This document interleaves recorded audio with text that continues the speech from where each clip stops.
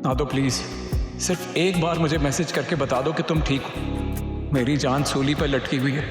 Please मुझे इस तकलीफ से निजात दे दो प्लीज। रास्ते पे छोड़ गया वो, मंजिल को मोड़ गया वो, मेरे नसीबा ढल गए। आंसू आंसू बह जाना है, जीना है रो रो के, इश्क के रास्ते में मिलते हैं बस धोखे पे धोखे।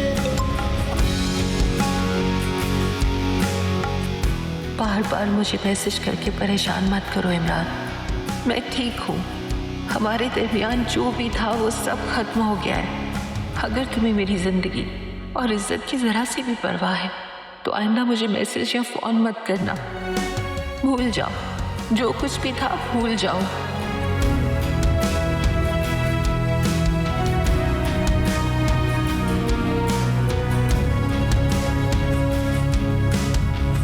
दिल के